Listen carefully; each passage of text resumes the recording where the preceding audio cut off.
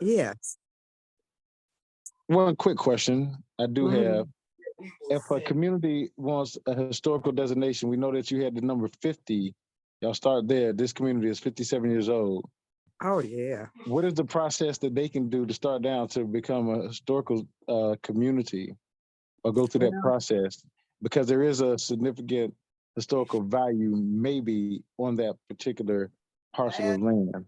mhm. Now we are just kind of putting together a registry or a booklet or what have you of properties that are historic. But in terms of getting like putting them on the local historic register, there's a separate process that you go to. I don't know what city of South Fulton, I don't know how they have their set up, and I'll have So to that find it out. so being through the historical preservation committee, that process doesn't go through you guys? What goes through us is to look at properties and landmarks that are 50 years or more old and something that makes them historic. But to have somebody on the local historic register, I'll have to find out if there's a separate process because I know in other communities, it might be a separate process. We're compiling a book. So we're not, This is a pre-existing historical communities? I'm sorry, what? Is this y'all are putting together a book of Of um any landmark, and we're depending on the people, the residents to, go online where we have that form and fill that out. We initially have been going around to different meetings of the, neighborhood association. But of course, COVID, et cetera, stopped all of that. And to be very honest, some of the government people that were working with us are gone. And I think we have a new person that's working with us. So we're kind of just getting back started again. well, we do have an HOA roundtable, and I would love the Historical Preservation Society to come on the call and just update the roundtable and see what they can do per their communities. Um, and so Okay. we could talk further on and just organize that. So we will look to do that in the future. Okay. All right. We'll talk about it. Thank you so much. Mhm. All right, ladies and gentlemen, thank y'all so much for joining us this evening. That was Sister Carmen Ferguson, president of the Ponderosa HOA and member of the Historic Landmark Committee. And Old National Merchants. And a Hall of Fame member of the Old National Merchants Association. Okay. Absolutely. And please tell us the sorority that you play so the people, I don't want to get it wrong. Come on. I just, I'm going to just boast about you. Alpha. Okay, that's what's up. We love you. And so, ladies and gentlemen, it is Monday, March the 6th, 2023. Sorry for the delay on the call for getting started, but however, we'll go 4 minutes over. There's a lot that happened in the week in the city of South Fulton, this great city we call ours. And that's something that I'm not going to talk about. Why? Because we have a spokesperson for that. And if nobody is aware, our city manager resigned last week. There's been some stories put out there, don't fit a narrative that I agree with. And I'm just saying, we have a whole spokesperson from the DS, and really should have one for the whole city to address any and all concerns. So, but if you have a comment, feel free to make a comment. I'm just not going, free mind Monday, but I'm just not going to respond because we do have a single source information. And the reason why I don't want to respond is because I don't want to get anything contradictory in the atmosphere or perceived to be of what the facts are not. So, and we just want to stick to the facts, everybody. I think that, some ships need new direction and new captains, and that's all that. It's no different. Timing, I can understand, but free your mind, because I know it's on somebody's mind. Go ahead and talk about it. I'm just going to just put that caveat in the atmosphere that I'm just not going to respond to it, but I still want you to speak freely of how you truly feel and what you feel, because this is your local government. I am part of it. So start there. Anybody? Raise your hands and we'll let you go one by one. Miss Sheila.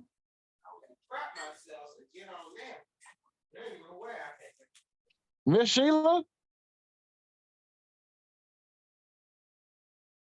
Miss Sheila? Next hand? No, I was coming off of mute. Mine is not I'm about sorry. the I'm city. sorry, Miss Sheila. Get it. I knew you was around there somewhere. I said, Yeah, go ahead. I can come back to my question because you all on the city manager right now. And that's not what my question was in regards to. So just go ahead with that and I'll come back. Thank you, Miss Sheila. I just want to get that out of the way first. Anybody? Nobody. The next hand? Miss Brandy. Mine wasn't about the city manager either. But Miss Brandy, let me take this time out, as my city phone was misplaced. And so you do have my personal number now. And my condolences to the loss of your grandfather. And so I will reach out to you offline after this as well, but I do want to acknowledge that, as I did learn about this Friday. And so I had no way of contacting you. So Thank you. I appreciate that. Yes, ma'am. Yes, ma'am. And to Sister Collins, our prayers and hearts are with you as you sent your mother home this past weekend as well. And to all of y'all, we love you and we're here for you. And community, be there and say a prayer for them as they are truly going through right now in this moment. The next hand?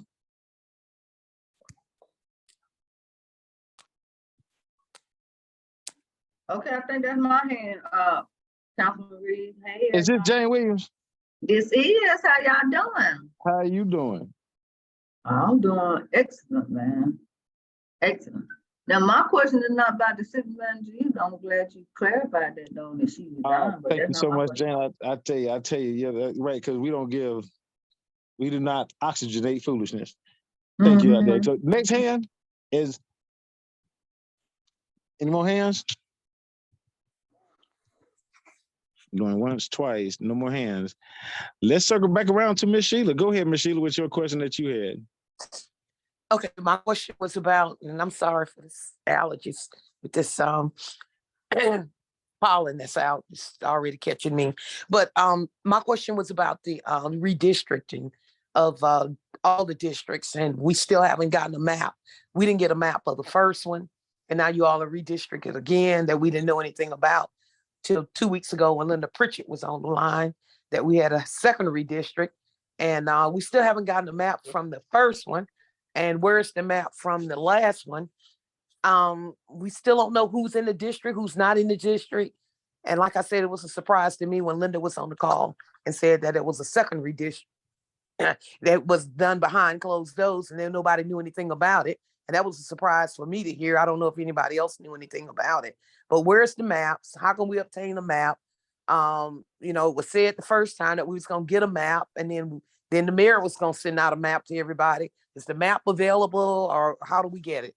Now, Miss Sheila, I'm just gonna say this. Last year, the process started about February and went through, I think, June or July. We went through 8 changes of the map. And more so, I talked about it on this call several times. Then I put a map of the current district at Burdette, and it sat up there for months. And I put it in the newsletter. Right, and it was there in a circulation. So I hate that you missed that. But yeah, that was something we talked about, because one of the things that did change because of the census, the maps already are going to change from the state, the county, federal, and municipal level, and the school board.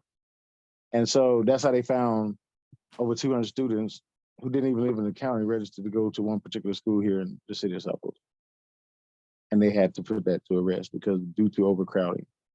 That's a school board issue. When it comes to the municipal city of South Fulton, particularly in District 5, I did draw in Point Ridge.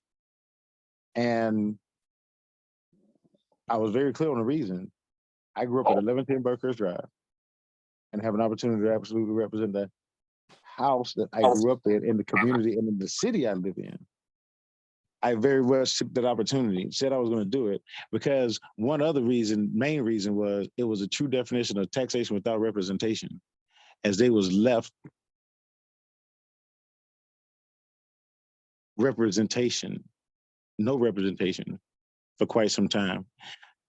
Could it have been avoided? In my opinion, yes, but that's neither here nor there, but they went absolutely, it was like 10 months and a lot did change. And so we reached out, myself, Councilmember Williams, Councilmember Sebastian, reached out to the District 7 and just let them know and try to update them best as we can. But 7's staff was retained to maintain that communication.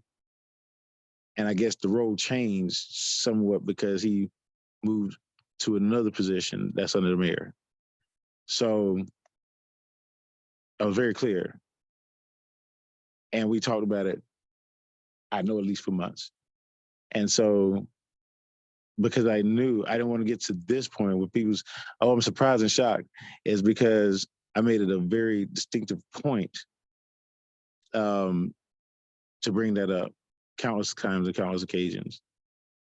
So, and I stand behind exactly what I did. Now, there is a section on Mallory Road that does not exist in District 5 no more. They are in District 7.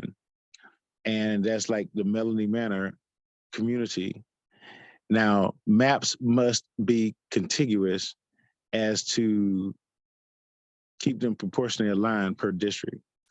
The one reason that we had the maps to change is the appropriations department under the state redistricted us and said this is the most equitable redistricting that you can have in the city of South Fulton.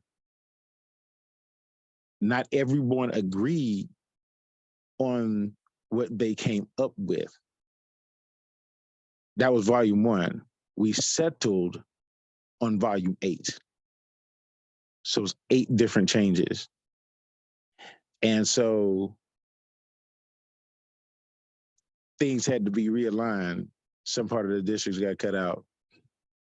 And the furthest most southern part of District 5 went into District 7.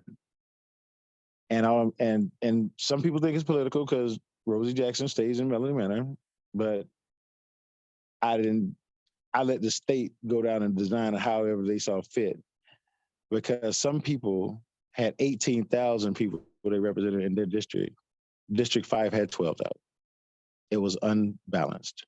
And all we did was bring it into balance. Any other narrative outside of that is an agenda, not of the will of the entire council. But at the same time, we voted on it doing home rules, and it's not changing for another 10 years. And it was done in the open because the county had just went through a prior one, and that was a big deal as it was during a campaign. And one representative of the county who represented the majority of Atlanta ended up flipping. So District 6 of the Fulton County Commission, they used to represent District 5 in its entirety, no longer does that. They represent Atlanta. District 5 Commission represents Fulton, the city of South Fulton, in particular all of District 5. Now, to me, I call that the double nickel. And so I expect great things as the relationship with that to expand with the county.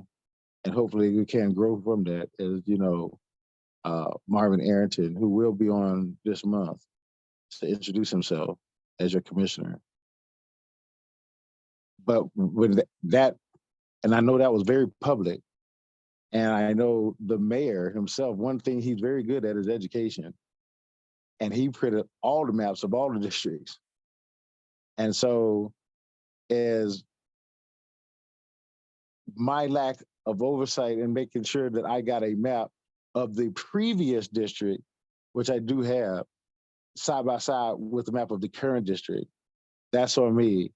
But as of today, that will be out this week.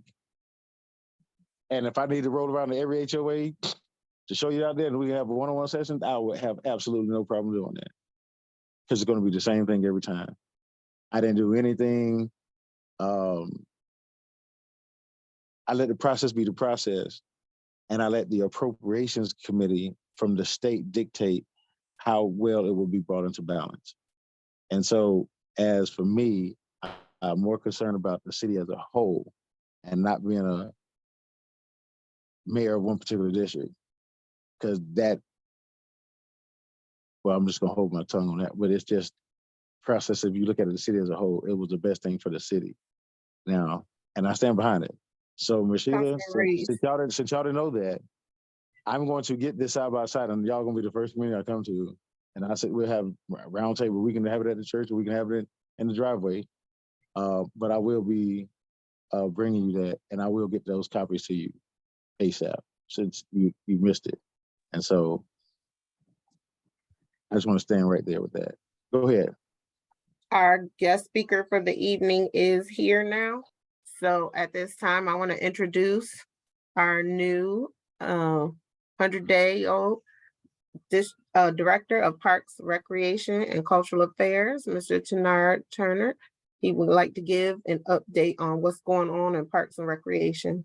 We got to give this man, this young fella, a round of applause on what he is doing to the parks. And how many have y'all participated in his meetings that he holds with the community, one-on-one sessions? Mr. Turner, you do have the floor, sir. Yes, sir. Thank you, sir. I always appreciate the opportunity to join you all. I think this is my second time being on, and I just thought it was important to provide you with some updates. Before I get started, I have my new deputy director on, Mr. Tony Jordan. So, Mr. Jordan, would you mind saying hello? Good evening to everybody. My name is Tony Jordan, and I am in my role. This is the 4th week. However, maybe new to the position, but I'm not new to the city. I was actually with the Cultural Affairs Department since 2016. So I am enthusiastic about being within the department and serving you guys. Thank you, Mr. Jordan. What I wanted to do is kind of give you I think it's very important that from time to time, even if it's every quarter, that I provide an extensive update. I'm going to share my screen. I wanted to give you my 3 to 4 year strategic plan. Well, I'm sorry, my 2 to 3 year strategic plan.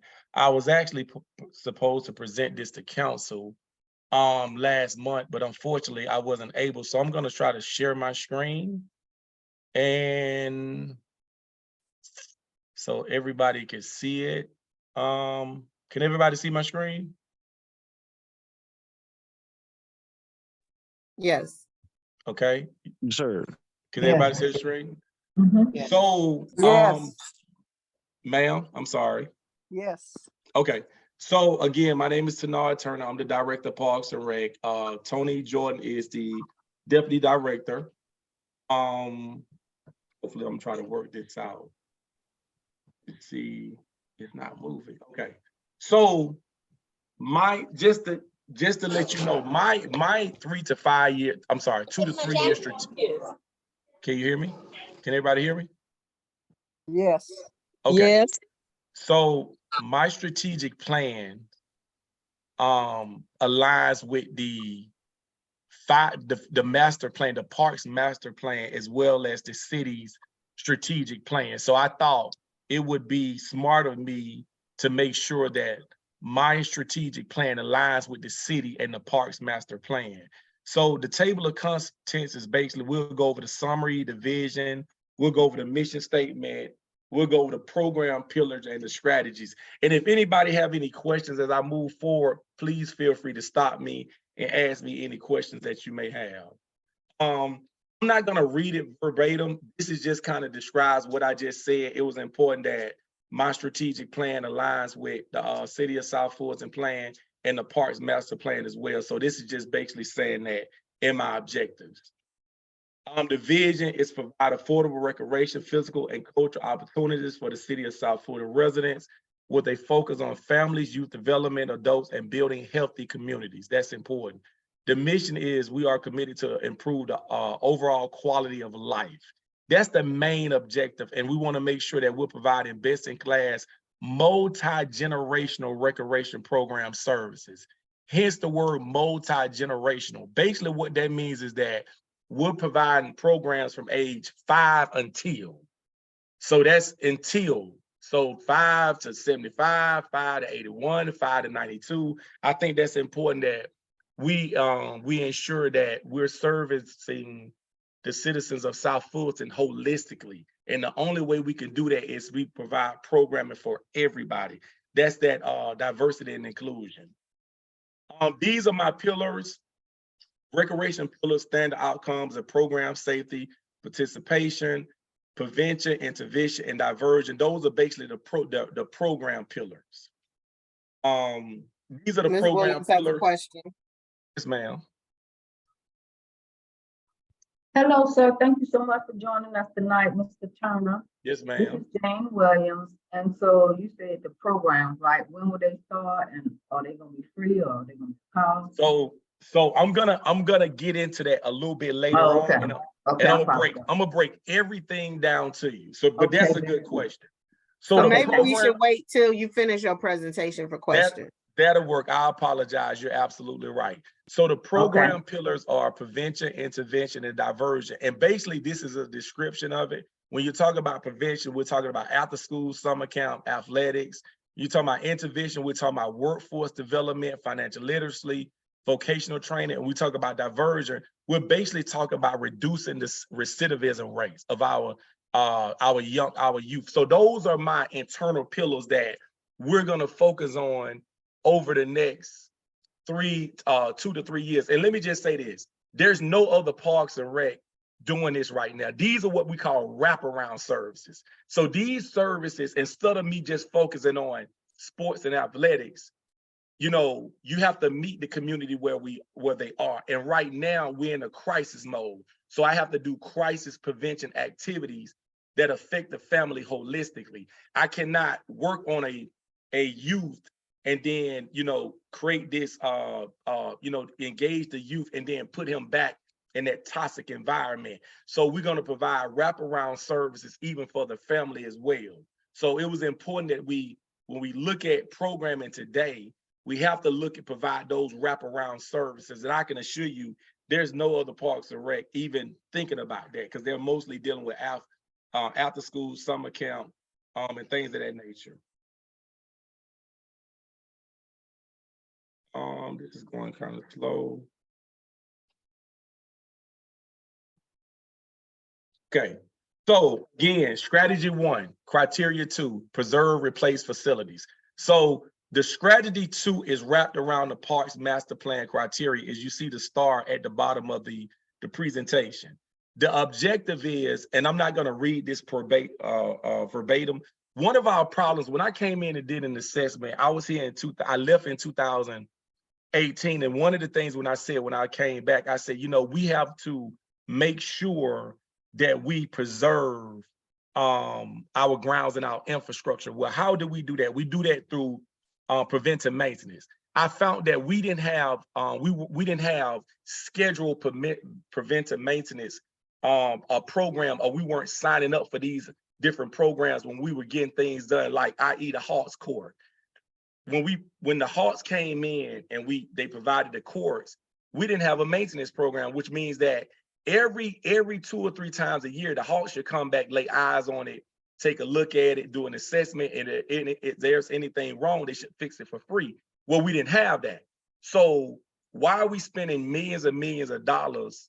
It's just like, you know, me having a service plan on my TV. The purpose of the plan, just in case it breaks down, it could be fixed. So we're dealing with, when you're dealing with public funds, you have to make sure that you're physically responsible. And how you get that done is everything that we do, every building that we renovate, every car that we buy, everything we do, we have to have a preventive maintenance plan, because that's why we are where we are today, because Fulton County didn't have that plan. Now that we in the city of South Fulton, everything we do going forward, I stress to them, we have to have a plan. We have to have a scheduled maintenance plan. It's no different than you getting your oil change every 3 to 4 months. So this basically says that moving forward, in my shop, we will have a plan to make sure we maintain our parts once we start to do these major renovations. This is kind of an update on the Welcome All Pool. It's scheduled to be reopened in the fall of 2022. That's what I was told through Antonio, who is our Director of General Services. This kind of give you an update. Tennis lights, they're working on that now at the South Fulton Tennis Center. They are scheduled to be on, hopefully they were scheduled to be on last month. They're a little bit behind, so hopefully within the next 3 weeks, those will be on, but they're actually out there boring right now as we speak every day. The Sandtown updates, they're actually at the rebid, put it out for bid, so they're going through the RFP process as we speak. I'm not sure if they've solidified any contractors, but they're going through the bid process as we speak. Cliftondale updates, council has not approved the master plan yet. I actually, when I think Tony and I met with Carlos Perez in January, I did, at that time, the city managers was Madam City Manager Jones. I did tell her I was ready to move forward with the master plan. Unfortunately, it has not been put on the agenda, but we are ready to move forward. And once we move forward, they will demo the old Cliftondale school, and I can get started on some more initiative I'm trying to do with that community.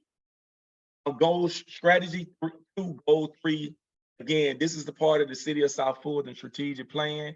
The objective is just to create communities, involvement, encourage involvement, constituent shaping, recreation facilities. This is basically the programming part of it that we're going to do in strategy 2. A lot of these are action plans, screen on the greens. All of these are driven by the Parks and Rec department. So we'll have a screen on the green in every community. Basically, that's where the community come out with their families and they'll watch different movies, family-oriented movies, eat popcorn, and just get them a time to relax. So we will have one in every district. We haven't set the dates up, but hopefully we'll be starting probably in April. The next thing is center court. That's for our tennis lover. I'm gonna have it's gonna be actually April the 29th, that date.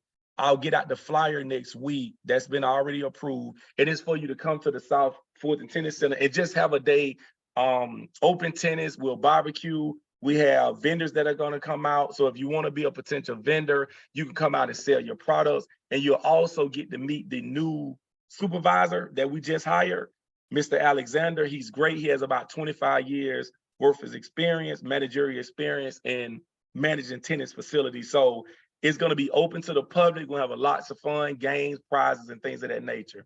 We are painting in the park. The purpose of the painting in the park is to increase the cultural affairs, artistic offerings, and at the South Arts Center, we're going to do that.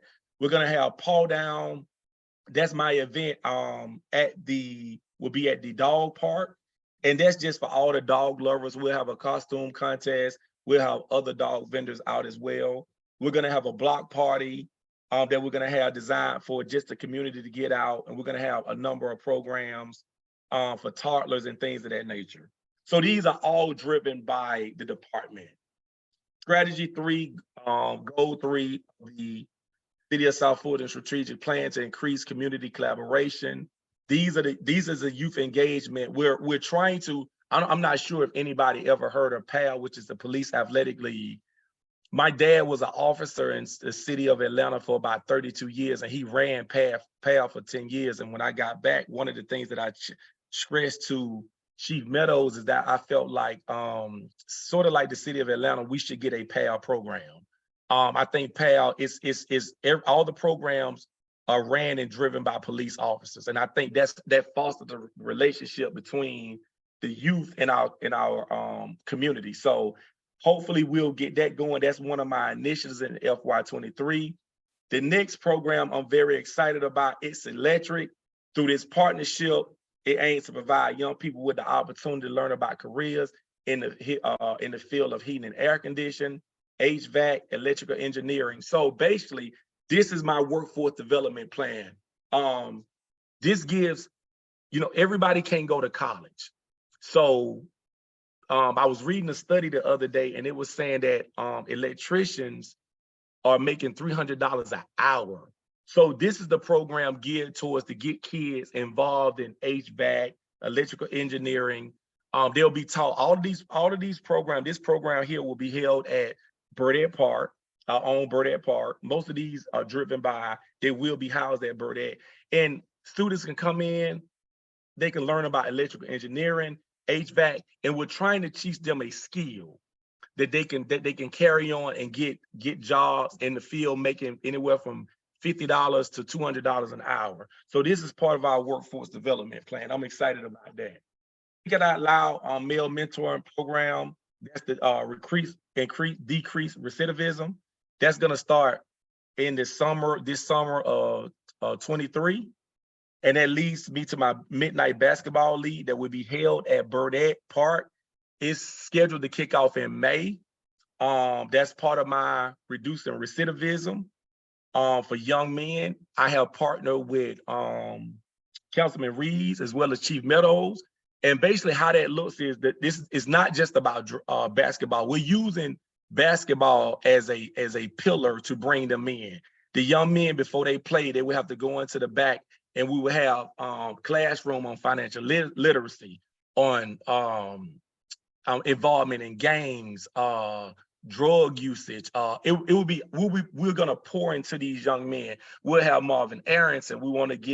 I want to try to get the mayor of Atlanta to come in. So we'll have these speakers that come in to talk to the guys before they play ball. They have to go to class for an hour and just learn different things, different skills. We're trying to pour into them, and then we'll go and play basketball. So we're using basketball to lure them in, to get them involved in how to purchase their first home, how to be a better father. So this is huge for South Fulton. I'm excited about it. And again, this initiative will be held at Burdette Park. Strategy 4, goal 3, increase program deliverables. Burdette Park Trojan will have its first football team. It's never had a football team. FY23, it would be the 8U. And I'm planning on kicking this off with a bang. We'll have a parade. We're gonna have cheerleaders. It'll be our first cheerleaders. So I'm very excited about that. So will Creel Park Blazers and Cliftondale Park Rams as well. So all of these activities, the one at the Burdette is scheduled to start this fall. Probably, I think football season kicks off September, October. So come out and support the first 8U Burdette Trojans. These are strategy 4. These are some of the programs that we're gonna have. After school program, team program, parents night, parents day out, Zumba, cardio dance, bridge club, karate, tennis club. We actually have sign language right now, if I'm not mistaken, at Burdette Park. Senior Tech, 4-H program, EA Sports. We're doing a number of things, and fortunately, a number of things are being housed at Burdette Park. We got the team sports, youth basketball, youth track, Miracle League, youth football, youth soccer, adult dodgeball. So we're doing a litany of things surrounding programs. Strategy 5, goal 1, deliver exceptional customer service. Of course, we're still, we'll continue to train our staff on superior customer service. We want, when you come into a center, we want your experience with us to be great, awesome. You only have one time to make a first impression. So I'm always stressing to my staff, we have to have superior customer service, both internally and externally as well. Goal 6, employee engagement. We've already started that. We had our first employee engagement meeting, I think event in January. It was at, I forgot the name of the venue, but we went bowling. That was part of my trying to build staff morale. We had our first employee of the month, which went to Joan Troop. She was a director's choice. It just for internal promotion, investing and building trust with my team. And I think that's about it. I know I said a lot. If anybody have any questions, please feel free to ask at this time.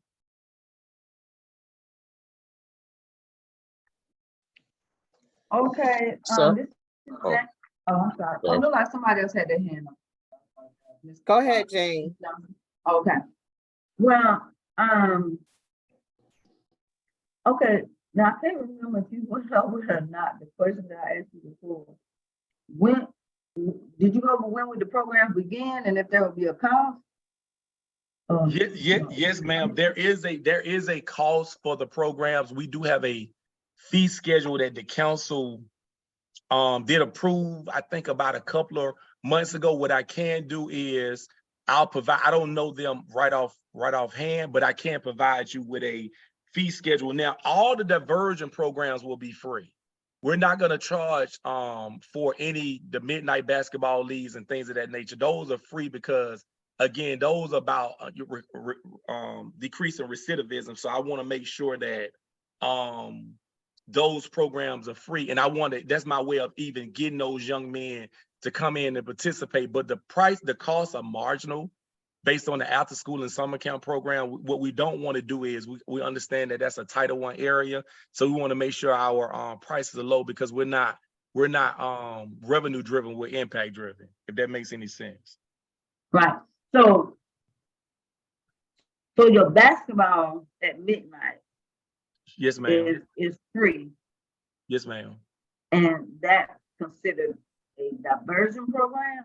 Yes, ma'am. So that's part of diversion program. So if you look at what's been going on, so I don't know. So the city of Austin, Washington, D.C., the city of Atlanta, they have all those cities have what they call midnight basketball league. Mm-hmm, I saw it on TV. The mayor of the city of Atlanta, what he has done is this initiative started even when I was in high school at Douglas High School.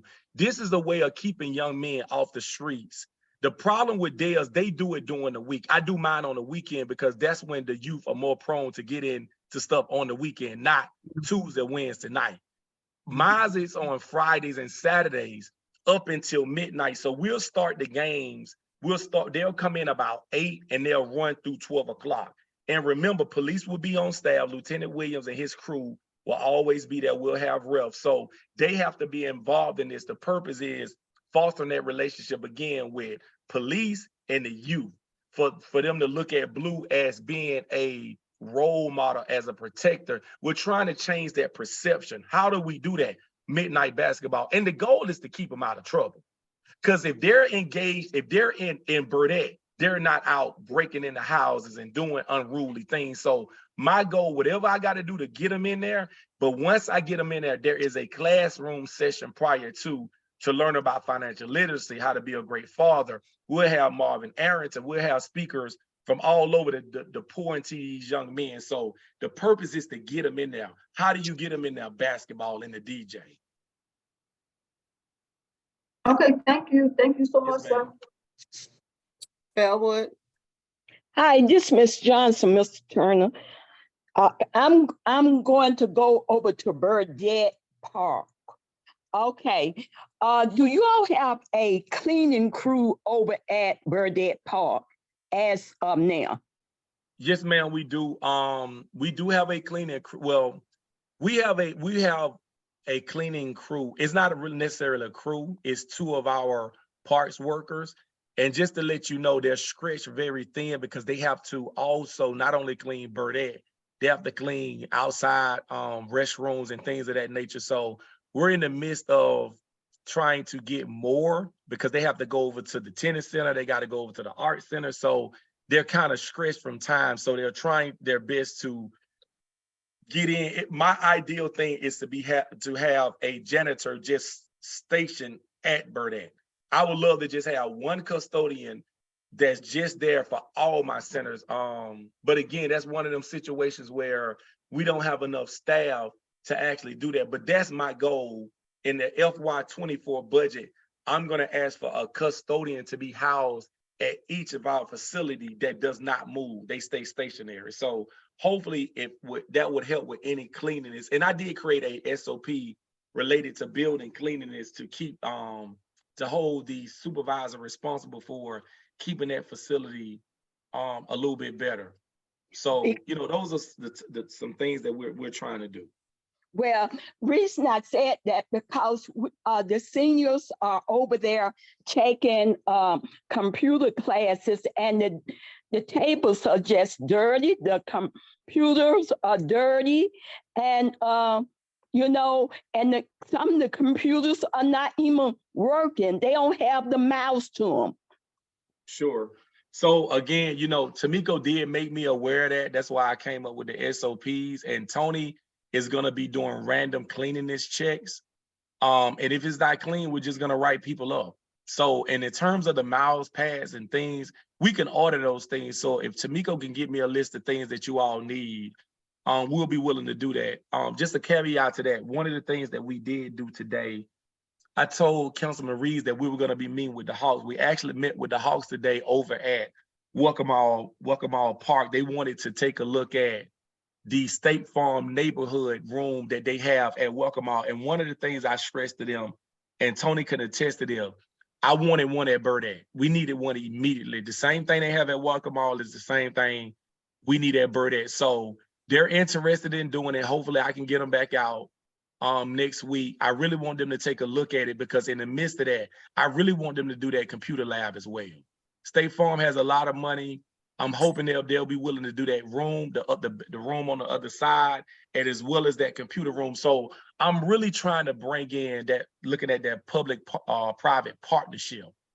The Hawks are valuable, State Farm is valuable, but I want that same energy they put at Welcome All, I needed at Burdette. But we did meet with them today, their executives, and they are interested. And I just told them we need more though. And once I get them out there, we'll have a conversation about the Hawks building the splash pad as well. Anything I can get them to build, and we don't have to use public funds, I'm willing to do it. And just to add to it, I put my email in the chat box for those who are interested in the Parks and Recreation and Culture Fair fee schedule. So I do have a hard copy of it. I mean, electronic copy. I can actually send it to you electronically. And my email is in there. It's Tony.Jordan@cityofsouthfultonga.gov. And that was for the person who asked questions about the fees. Well, this Miss Johnson again. Okay, on those senior fees. Okay, at the other parks and recreation, I understand. Hold on, Ms. Johnson. Hold on, Ms. Johnson. Let's take turns. Let Ms. Brandy go, and we'll circle back to you. I just wanted to say thank you for everything that you are doing. I think everybody on this call can completely appreciate you putting energy back into Burdette. Definitely underappreciated little recreation center, but we are so appreciative. So my question is, because in order for these programs to be successful, we got to get bodies in the building. There has definitely in the past been lack of marketing. So are you going to tap into the schools in the area to get the students involved, apartment complexes? How do you plan to get bodies in the building? So here's the thing, I'm big on if you build it, they'll come. I think the problem in the past is that there's been no creativity. I mean, I'm just being honest with you. You just can't have summer camp and after school program. You have to meet the community where they are. For me, it's a little bit personal when it comes for Burdette, because Councilman Reeves understood I played at Burdette under Outlaw. So Burdette has my undivided attention, because I was really almost raised at Burdette for a number of years. I was there every day, playing AAU basketball. So for me, it's kind of personal. I think the programming got redundant. I think when you look at this generation of kids, you have to be creative. So this is what I've done.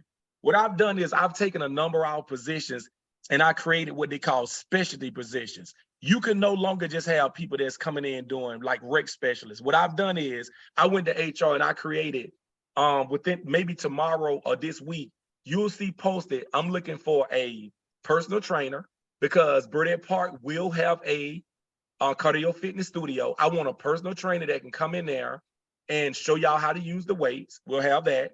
I'm doing a film and photography person that's going to do film and photography at all sites. We also have a what else do we have, Tony, Mr. Jordan? What else was it that I created? it was film and photography, personal trainer. The music. It was the music. It was a person that can come in and do music and things of that nature. So what I did was, you have to have people with specialties. We can't just have, we have to have people that can come in and teach financial literacy. So what I'm doing is I'm changing, I'm modifying a position to fit that needs. And now when I go out, I use the communication department, and I use, as we hire these people, then the marketing department will put this stuff out, and we'll start to bring in kids that want to do things, people that want to do personal training at Burdett Park, or if you want to do arts and craft, or if you want to do things of that nature. So I think the programming, it was stale. You have to create programs, but you have to have the right people in there who know how to do the programs. And I think in the past, we hadn't had that before. So what I did was, I had a holistic approach, because again, we're dealing with a multi-generational community. So what do they want? So based on my director's forums that Councilman Reeves talked about, that's why I get these ideas from. You all tell me, the citizens tell me, what do you want at Burdett? Some people say it would be good. When I told them about the cardio fitness studio, you know what? I wouldn't mind coming there in the afternoon and having somebody in there to help me with the weights. Okay, it's done. I created a position. It'll be posted this week. So I'm very progressive. And the only thing I do is just give you what you want. These ideas come from you, because I think you're a taxpayer, so I should give you what you want. So to answer your question, it's just that it hadn't been, the programs got stale and got dull. My job is to create vibrant programs that are energetic, that are new. And most of all, we have the expertise, the subject matter experts that can teach the class. So hopefully I answered your question. Well, I just want to add something to it, Director Turner, because she asked specifically about how we're going to get the marketing out of there. So just being in the role of 4 weeks, but been around for a while, one of the things that we've done is do an assessment and realize that some folks do not have access to social media platforms. So whether it's Instagram or Facebook and so on and so forth. So what we realized through an internal assessment through the staff and people of kind of what they've experienced, what we realized that we may have to start doing marketing mailers. And so those are things that we're kind of talking with external affairs about. Once we kind of get our calendars and our dates kind of solidified on what we're going to be rolling out, then we realize that not only are we going to use our social media platforms, but we also are going to kind of start using mailers based on zip codes and so on and so forth. So we can make sure that we do, that we can kind of cover all the gamuts with that. And we started talking to the local schools so that they're, especially the Title I schools or the Title I areas, preferably, we can also do outreach, community outreach on what we're rolling out. So these are things, marketing strategies moving forward that we're going to kind of bring into going into the new year, which we've already started just kind of strategizing and just coming up with marketing initiatives to make sure we roll out the programs and get the word out effectively to all constituents of the city of South Fulton. I hope that kind of answers your question, just to piggyback on what Director Turner was saying. Yes, thank you. So another thing I want to add to that, and I don't know if Councilman Reeves actually called me on Saturday, and he gave me a great idea, and I capitalized on it. We're actually going to start this next month. So we're going to do what we call, it's like pop-up rec, where we have these Saturdays where you come, you bring your kids, and we'll provide recreation activities, whether it's in the gym or outside, whether it's down at the field below. I've partnered with an organization called Kids in Play, and what they do, they come around and they have pop-up recreation activities for 5-year-olds, 6-year-olds, 8-year-olds, 10-year-olds. So we're gonna start that program next month, and I think it's gonna be great. So we're just gonna pop up one day. We'll tell y'all a week in advance. We'll get it out in this newsletter. You all come out. It's free to the public. We'll provide obstacle courses, maybe some ice cream and things of that nature. But I'm excited about that. So I was able to get in contact with an associate of mine, and she's gonna do that for us moving forward. And just to add, Mr. Turner, if there is a community constituent on the phone now, and you may be of resource and may want us to come out and do some outreach about the programs and services, the up and coming programs and services that we're going to be offering, at our current centers, we would be more than happy to do that as well too. So my information, I put my email in the chat. I'll put my phone number following this message here. But if you need us to come out somewhere, because we've just been in the seat probably less than 4 months collectively, we still want to make sure that we kind of do a full court press when it comes to getting the word out on services and stuff like that. So feel free to ask me out. I'll definitely come to centers, community centers, wherever you see there's a need to get the word out, we will definitely come there. Malik, Yes, my name is Malik Gay. I've been living in the city of South Fulton for about 19 years. It's been 19 years. We've been playing soccer at Burdett without no drama, nothing. But lately, and believe me, we keep a lot of kids out of trouble. But believe me, we've been having a hard time getting to use that field since South Fulton Park take over that park. And we used to play at Burdett and Clear Park. But lately, we've been having a hard time because I just spoke with Tony. They say we cannot even use the park without fee. We're not asking nobody. We are not asking nobody to pay anything to join us. We're not an organization. We are not an organization, and we are not. We're not using for official game. But lately, police been called to kick out the park.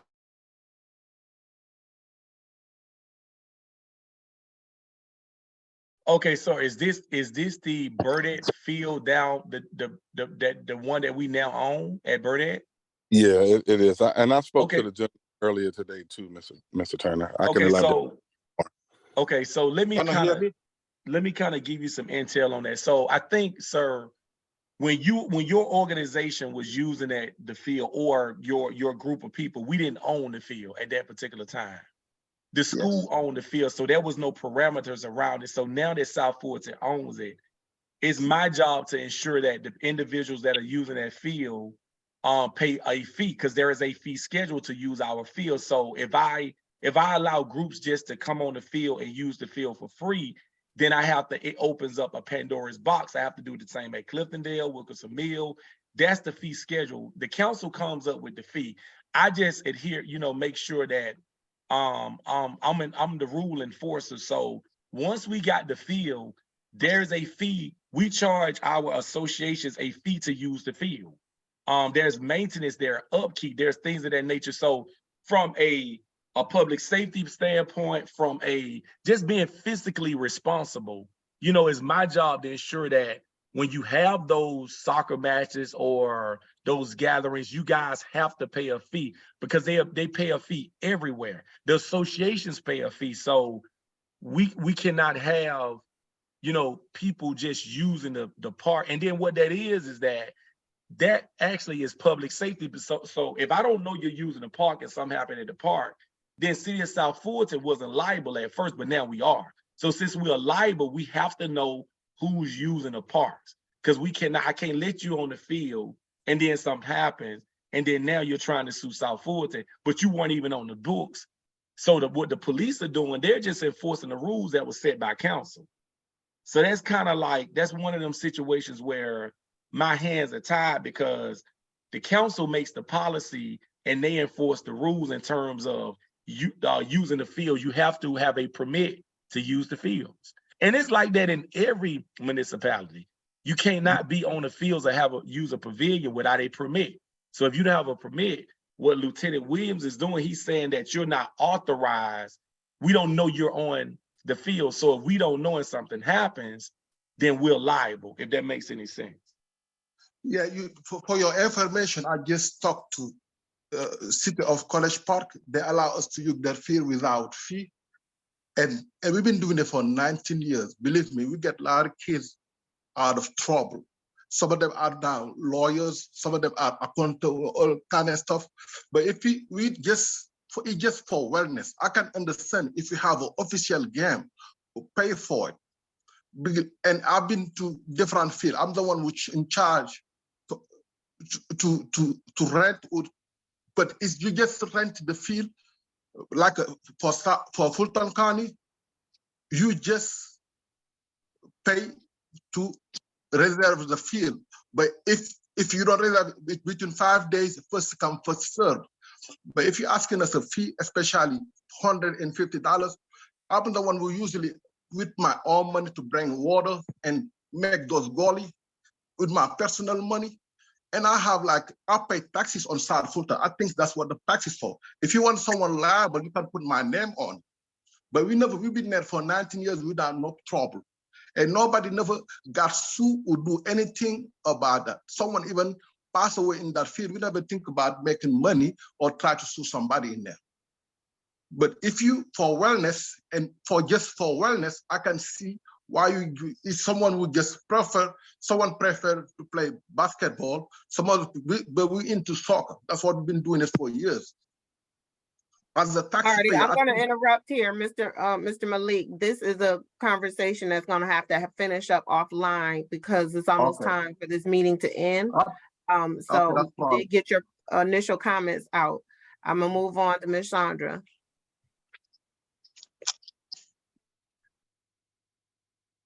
Hey guys, Mr. Tenard and Mr. Jordan, it's a pleasure to hear you guys on the call. The both of you, we physically met last Monday at the council meeting. Mr. Tenard, you have been in this position for 3 months, give or take a little. And sir, as you and I briefly discussed last Monday, you hinted to big things that you were wanting and going to be bringing to the city of South Fulton. And sir, you absolutely impressed me with your presentation this evening. Our conversation Monday, it was enlightening. And I'm impressed with what you're saying here via the presentation. You alluded to just basically sounding the alarm on some of the distressed areas and things that have been overlooked for prior to you stepping into your role. And you, in fact, you as well as Mr. Jordan are collaborating within your expertise and leaning on others to assist in bringing all the parks and recreational areas up to standard, so that so that all the communities are equally represented and have up to date and current events and gatherings and opportunity for youth to be involved in just bringing kids as well into opportunities outside of college, vocational programs, whereby they could make and exceed a livable wage. So, gentlemen, I truly applaud you and thank the both of you for your time and effort here. And I look forward, as you gently hinted to, Mr. Tenard, I'm sure you remember my voice, if not my name. Yes, ma'am. Yes, ma'am. I appreciate it. And truly, just like I said Monday, I'm looking forward to what you and Mr. Jordan are doing. So Listen, I hope that was conveyed, because yes, truly, ma'am, sir, I'm proud of what you said here. Listen, I appreciate it. And you know, Mr. Jordan and Councilman Reeves and Tamika will let you know I take my job serious. This is not a game for me because, again, Burdette Park afforded me the opportunity to go to college. So I don't, when it comes to these kids, and our kids are dying. I have a 14-year-old son, so I don't play when it comes to recidivism rates and what we're going to do. I'm going to do this come hell or high water. Now, here's the thing. This is a heavy lift because everybody doesn't share my passion and my vision, but God told me to stick and stay. So, and I'm an obedient servant. So this is what I'm going to do, and it's going to happen. We just have to be patient. So when that splash pad open up and when that cardio fitness studio open up, and we have that memorial when we have the the pictures of the community leaders on the buildings. And as we grow, as Burdette grows, we'll enjoy those things together. Because for too long, Burdette has been the stepchild. Well, I'm here now. I'm not going anywhere. And these things will happen. Now, this is a heavy lift because I do have people that don't want to see me successful. But again, God gives me all the resources I need, and he continues to tell me and speaks through me to say, this, you're here for a reason, and we're gonna get these programs done. When y'all see this Midnight Basketball League and y'all see these young men in this room, and we're pouring into their lives, we're changing their lives, and we're doing expungements from their records where they can actually get jobs, and we're fighting for that kind of stuff. I love this because it's all about the kids. It's all about the families. It's all about quality of life. I don't care about anything else but the kids and the citizens. The politics, I don't care any about who's running for office. It's about these kids. These kids don't vote. The kids are dying. So when it comes to these programs, Tony and I are serious about these programs. And listen, hold me accountable. If I'm doing something wrong, call me and cuss me out or say, look, you're not doing your job.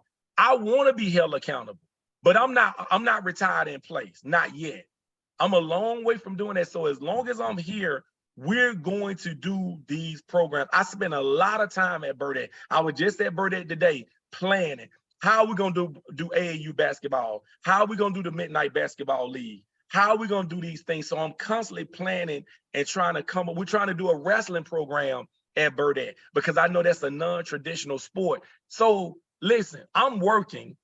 It's a heavy lift, but you know, we're working. And I just want to, I appreciate the support. And again, sign up for my director's forum. If you have any ideas that we can do more, I'm excited about this partnership with It's Electric. That's taking our kids to a whole nother level. And that's letting them know that you can still make a living without getting post-secondary education. You can still be successful and feed your family through this workforce development plan and these wraparound services that we're going to do in the city of South Fulton. So I appreciate the opportunity.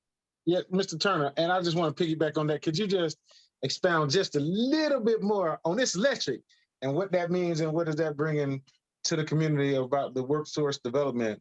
Sure. And the specific deal that they're going to be doing, so what they specialize in. So It's Electric, we partner with It's Electric, and what they're going to do is, again, they're going to teach kids how to be electrical engineers, HVAC, skills that it doesn't require you to have a master's or a PhD. They're going to bring skills to the table. These young men that I'm going to bring into this Midnight Basketball League are going to be part of that. Think about these are young men who otherwise they have to be entrepreneurship. He's going to talk about entrepreneurship, how to run a electrical company, how to run an HVAC company. Remember, these are young men who records we're going to help expunge. I'm going to bring in Urban League of Greater Atlanta, who is another workforce initiative partner. I'm going to bring them in to talk about expungement while It's Electric is teaching them. He's going to bring in he has these boards where he's going to teach them while they're in the classroom on circuit breakers and just things of that nature. This is hands-on training that these young men are going to get. They're going to develop skills, and then they're going to be able to go out and get work in these fields and provide for their families. So this is huge. Now, I'm also trying to do, one of the things that I want to do is, I also want to do, to get the word out, some sort of podcast or things of that nature that we're trying to do so we can bring government into the houses of the citizens, but we're going to work with communications to kind of get that started. So we're doing a lot, but I'm very excited about this electric because it coincides, it's synergy with the It's Electric workforce development wraparound services and that Midnight Basketball League, because he'll come in there and talk to those young men about entrepreneurship and things of that nature. So I'm very excited about that. That's huge for our kids. Absolutely, because it does give you the entrepreneurial aspect of it, because the pipeline can go from high school straight to his electric school that he just built as well as through the park system. I think that is a marriage that is going to last for decades to come. Because once you have a skill, can't take that away. And particularly in that field, because it's never going away. And so, Mr. Turner, I have a few questions, if you don't mind. Appease me a little bit. And Yes, so sir. I looked at our program. I didn't see Friday Night Live on there. Are we gonna do Friday Night Live? Oh yeah, I apologize. You know what? No, so listen, those were just the beginning. I couldn't put all of them on the presentation. So I had to kind of limit them because I only have a certain time when I was supposed to do the presentation in front of council. So there's a lot more Friday Night Live. It's a lot more things that we're gonna do at Burdette in terms of what we're trying to do. So no, that's definitely on one of the events we'll have at Burdette, along with a lot of our, like if you notice the Outlaw Classic one on there as well. So I could only get so much on there. So I just tried to fit in what I can fit in. So yes, sir, that's gonna be a part of it. Well, I'm gonna just say this, because I do know how Parks and Recs play an intricate part of our communities. And I know you have a time frame on the council presentations, and I do apologize to the constituents for you guys not being able to hear that work session meeting where this presentation was going to be presented in its entirety. Because somebody asked them for a spreadsheet of everything and the dates of events, as I'm sure that they have that, but we want to give everybody the opportunity to hear it as a whole. He just come here to this district. But when you're coming on, sir, we will extend the time on however you need, because it's one of the areas that is that important to a community's quality of life, particularly when it comes to the youth. So people can hop on or hop off. We do go, over to an hour. But in these cases like this, where it's so important to the community, you have all the time in the world, sir. And so I just want to put that out there too. Thank you.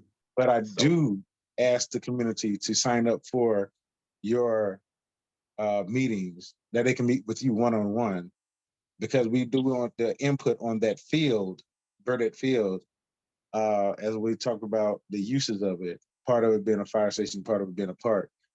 But you, the community, have your voice to be amplified during this process. And that's one of the things that can come out of these meetings with the director himself. But go ahead, Mr. Tenard. So one of the things that I do want to do is a couple of things. I need everybody to come out when we have our ribbon cutting ceremony for the cardio fitness studio at Burdette. It's going to be huge. We're going to provide snacks.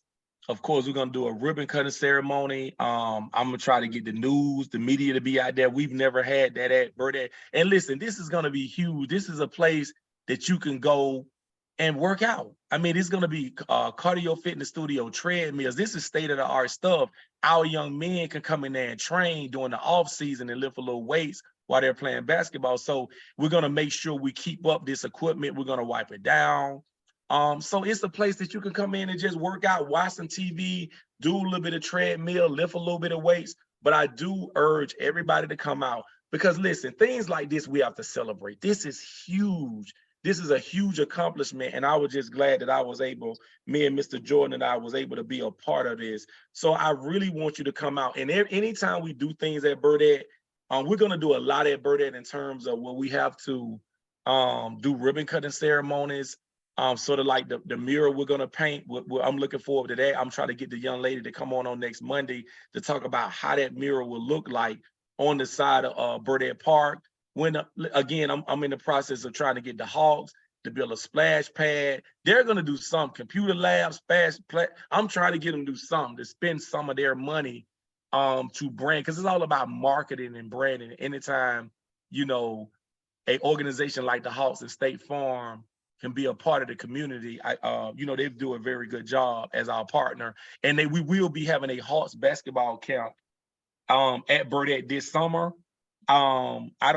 We do have the times. I'll get that to Nico, where the kids can come out and then join the Hawks. Maybe Dominique will, because they can take pictures, things of that nature. So I'm trying to make the Hawks a staple in that community where you see them come out. I'm also trying to get them to come out and do a back to school rally for the kids. So I'm gonna try to get them to spend as much money as possible at Burdette. Ms. Sumlin? And that's all I can ask for, because we have been so long in this process as underutilization, but I am excited. One more question in the intermission before we get to the next person. We just approved, now on the agenda, it was $450,000 for the total renovation of Burdette Gym, interior and exterior. And Mr. Valenzuela scaled that back to half. Still got approval of the whole amount. But with that half being starting with the interior renovations, what is a timeline on that? Because now we do have the funding on the beginning and a timeline for that construction on the interior renovations of Burdette.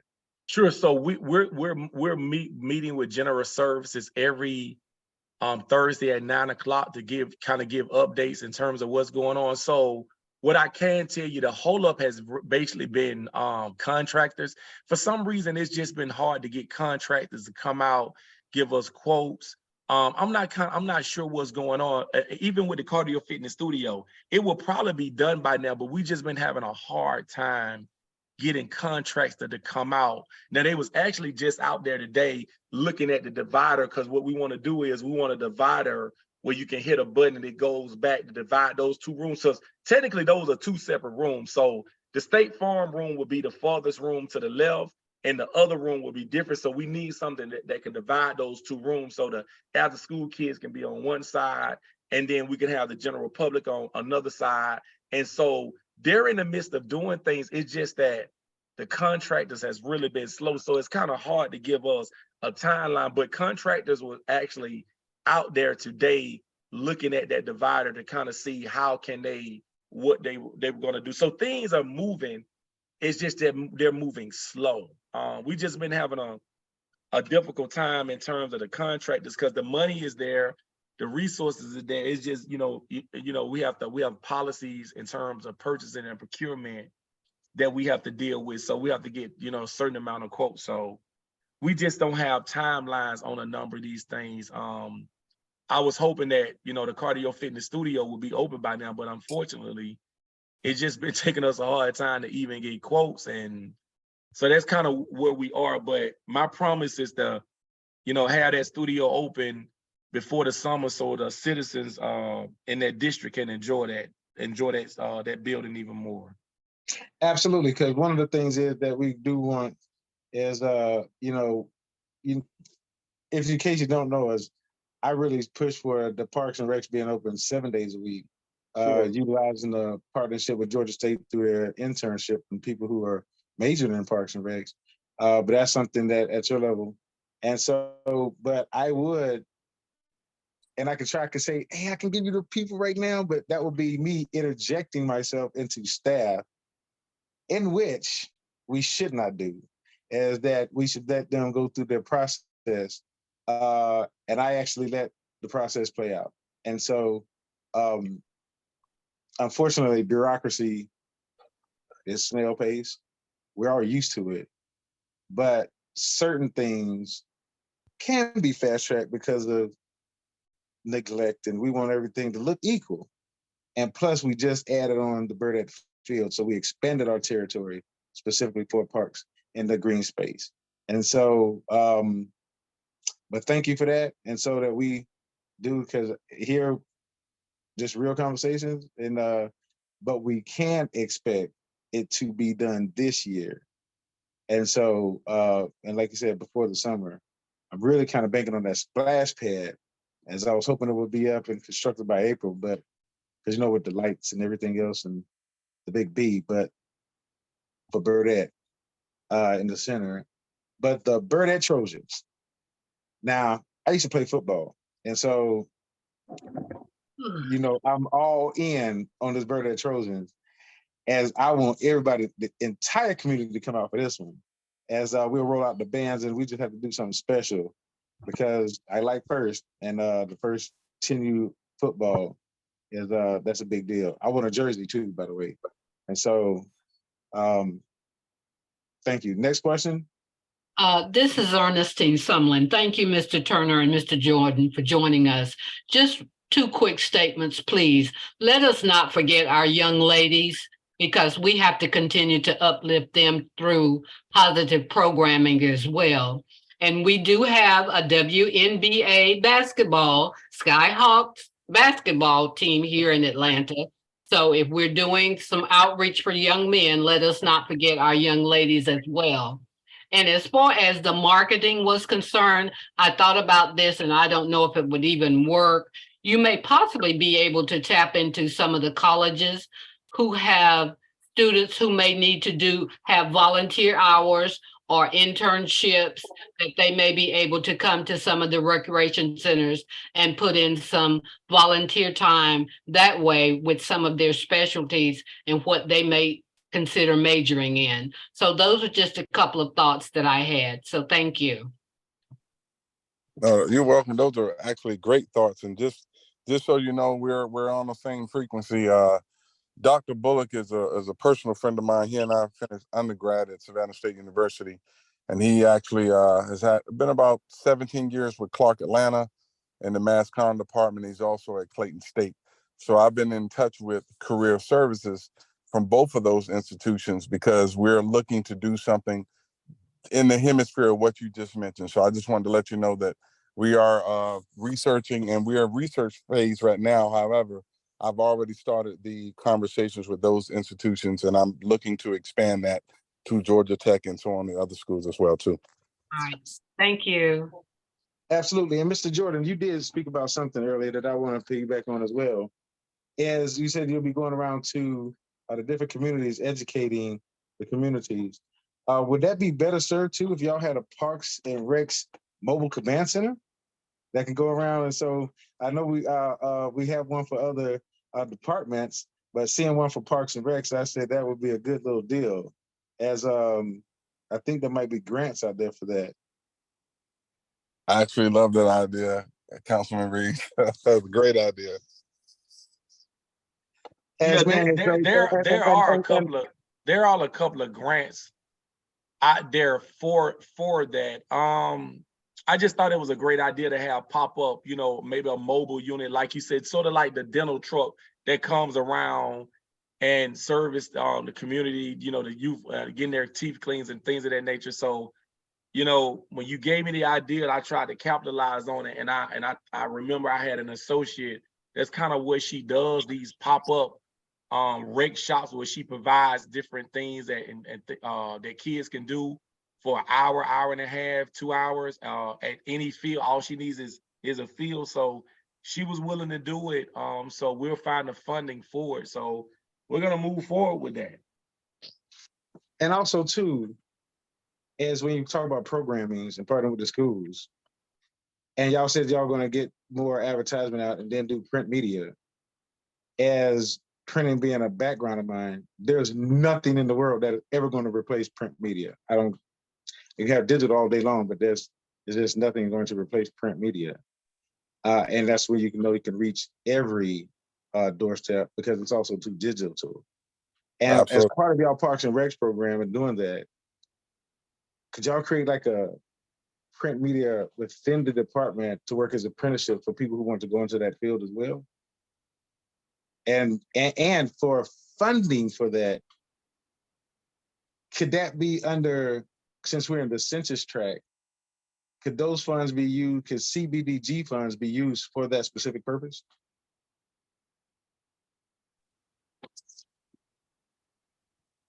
Just a question. I apologize. Oh, definitely. Those funds, that's what those funds are actually for.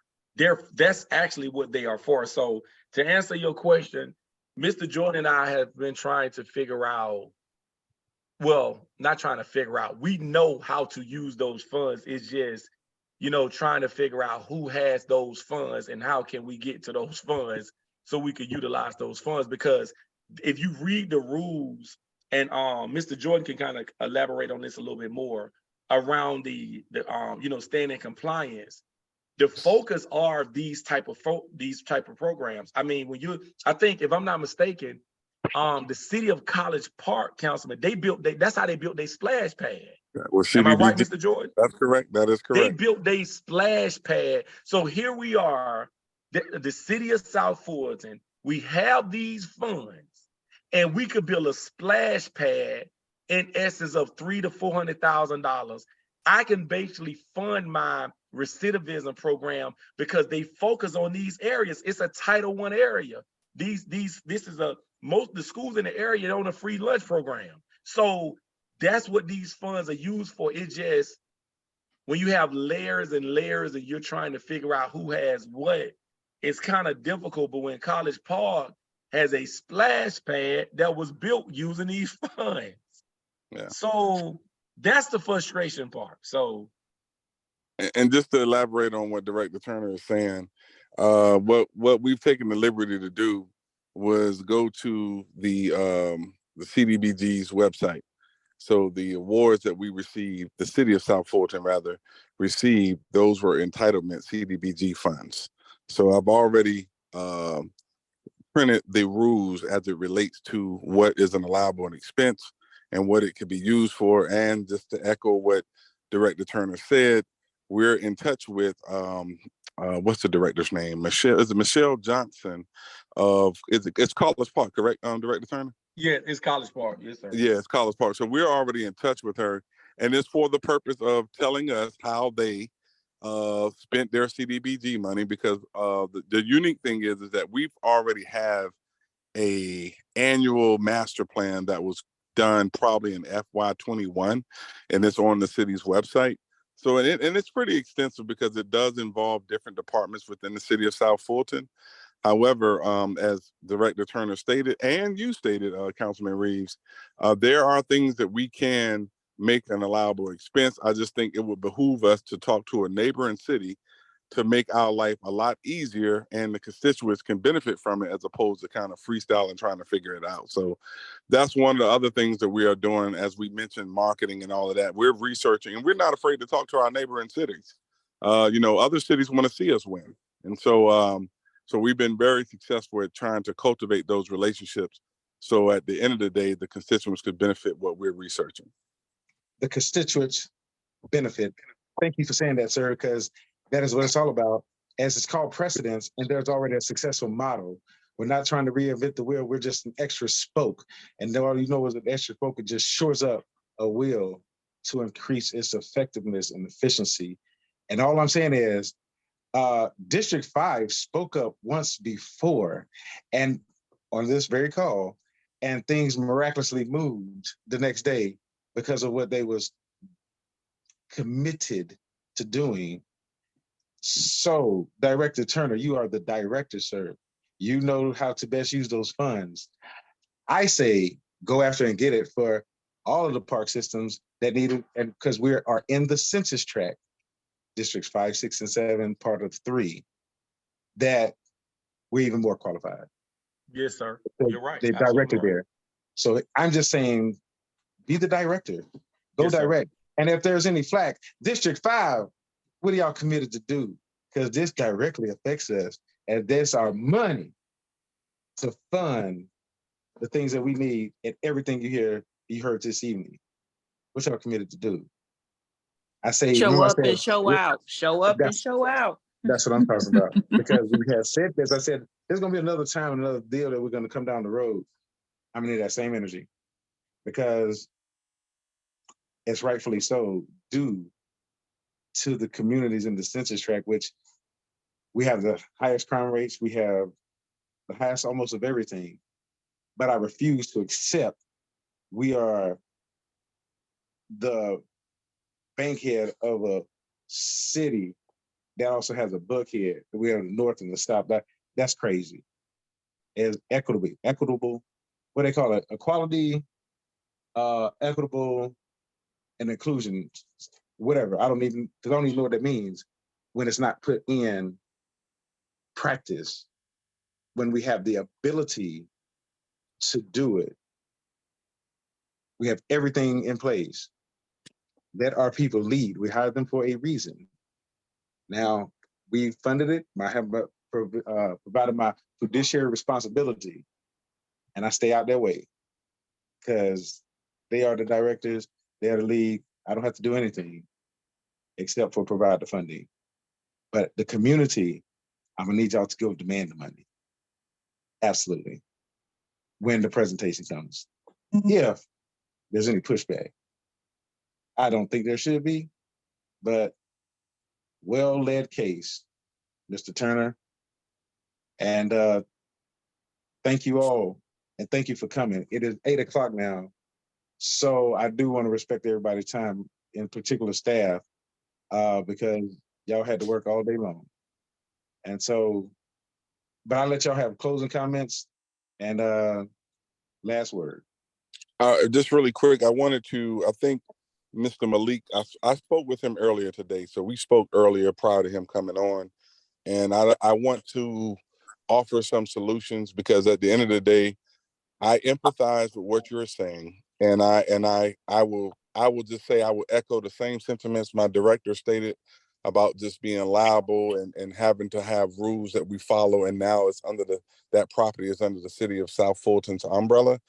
I do have 2 potential solutions. One of them being if there's a group of you guys and there's rental fees associated with it, as stated earlier in our conversation, probably an hour or 2 ago today, I would suggest maybe getting that group together and then you guys could do a schedule for the year, how often you use the field, and you guys can pool your resources together to kind of do things above board to make that an easy process for you. The other option, too, is a solution, and that is formalize what it is that you're trying to do. If you want to, and I was doing a powwow with my director earlier, and he mentioned something about if you wanted to teach young people, if you want, and formalizing meaning just organizing an opportunity for you to actually still what you're doing. Still doing what you're doing, but it's also the city is getting something in exchange.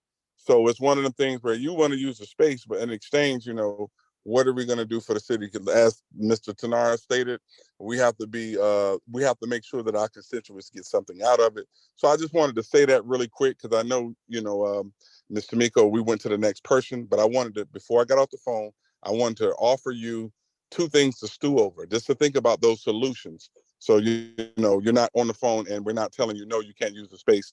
We want to be able to provide you solutions. And we're saying, as a city, we're willing to work with you. But, you got to be a little more creative at how that looks going forward. And that's my piece on that. And good evening to everybody. Y'all have a great day. All righty. Well, March 8th is Women's International Day. And I also wanted to let everyone know that Councilman Reeves is not doing the in-person legislative Mondays. Will stay online for now, and he may do out on location. But those are the 2 things that I wanted to let everybody know. We will be having the next set of senior technology classes starting at week after next. So if anyone wants to sign up or know someone that needs help with their learning the basics of their phone or computer, have them contact Burdette Gym so they can sign up. And we are working on the next CPR class, so that will be coming out shortly. And I just say happy Monday. Have a good night, everybody. Wait, hold on. Let me say this before everybody goes. Miss Shirley, are you on the call? Is she on the call with the Stop the Violence Walk? If she's on the call, I do want her to speak about that, but if not, don't worry about it. But we will update y'all as that is on and around the same weekend as Juneteenth. But I did want her to get her announcement out as working towards that goal, and we would love people to come out and participate. But thank you all for joining. Has a comment. Ms. Collins has a comment. Ms. Collins, go ahead. Oh no, I'm fine. Y'all have a good night. Thank you. Thank you. Love you. Y'all can do nothing about it. Too. And y'all are the best part of the city of South Fulton. Thank you all for joining. Thank you.